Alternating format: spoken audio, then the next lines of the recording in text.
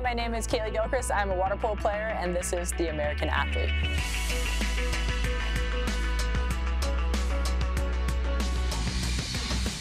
Coach Barnett always wrote quotes on the board right before we jumped in, and finally he wrote one that it was his own quote. You have choices in everything you do, but you must always keep in mind the choices you make makes you. My road to the national team is a little unique compared to my teammates. They have an Olympic development program, USA Water Polo, and you get invited as I don't even think like 14 and unders, you get invited. And my high school coach was like, you know what, you should try. And I went and I hated it. And I had a feeling I was gonna make the travel team. I was like, I don't know if I wanna do this. Like, I'm wasting my Saturday to go play water polo when I could be surfing. So I told him, I was like, hey, I give it a go. This isn't for me. And I think at the same time, that was when I was getting recruited from colleges, and I always knew I wanted to go to college. But there was always surfing in the back of my mind, so I was ready to quit in college, was ready to surf, and then eventually got the email from Adam to try the national team, and I still struggled at that point.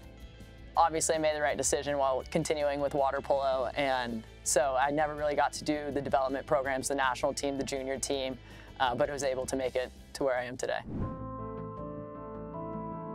For Tokyo, at that point, we were just happy it happened. Like, there was moments where I think they called it off. It must have been late March of 2020 that they were gonna postpone it, and they didn't pick a date yet. So we're like, oh my gosh, what does that mean? We just trained 2.5, 3 years. Like, is it just gonna get canceled? Like, is that the end of my water polo career? All these thoughts come in your head.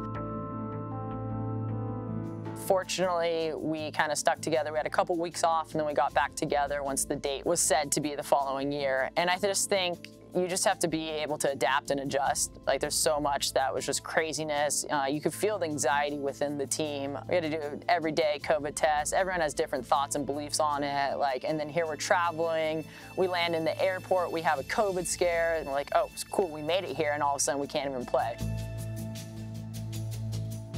I think what it taught me, at least, is just to stay in the present, control what you control, which is sounding ironic with what surfing's taught me, but eventually getting to Tokyo and being able to compete was awesome. And obviously we missed our friends and family there. That was some of my greatest joys of Rio, was having them there cheer me on. But being able to just be with the team was almost special. When we won, it was just us. You know, you're not running over your parents. Everyone's not scattered all over the place. We just sat at the pool for an extra hour after photos and after the medal ceremony, because we had nowhere to go. Like, there's not like we're gonna go out to dinner or go celebrate. So we just got to sit, and it was a really, really challenging quad. And I think we were kind of hanging on by threads by the end of it, but it was really, really rewarding with what everything was thrown. You know, obviously there's COVID. I went through an injury from South Korea. You know, my mentor, Kobe Bryant, passed away. Elise, our teammate, went through the Las Vegas shooting. A teammate had a family passing. Like, it was a crazy couple of years. So the fact that we were able to come together and celebrate that win and everything that we've been through was a really special time. Are the champions. We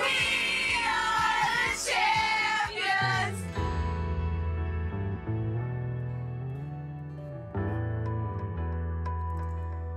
In 2019 World Champs, we won World Champs. We went out to celebrate. We were at a bar called Coyote Ugly. The balcony collapsed, and I was on top of the balcony with some teammates. And I got pinned down, had a severe left leg laceration. We're in South Korea, so I'm not sure. Like, I was on the sidewalk, kind of fading in and out. Got to the hospital, was able to go into surgery a few hours later, and woke up and kind of had the harsh reality of like what happened. You know, I was still obviously on some medication and didn't really know what was going on until the doctor was like, yeah, you might be able to walk about 4 months. I was like, what happened? And he told me I cut through 3 muscles. I was like, well, how many stitches? You know, that's always like the cool thing to say, like, oh, I got this many stitches. He's like, lost count after 100. This was, again, July of 2019. So the first thing that's going through my head is like, I don't have 4 months. Like, the Olympics are in a year. Like, how am I gonna come back from this injury? And what does that even look like? Like, there's been injuries where you go under and it's like, I fixed my hip or I fixed my shoulder. There's protocols to do so. There was no protocol for this.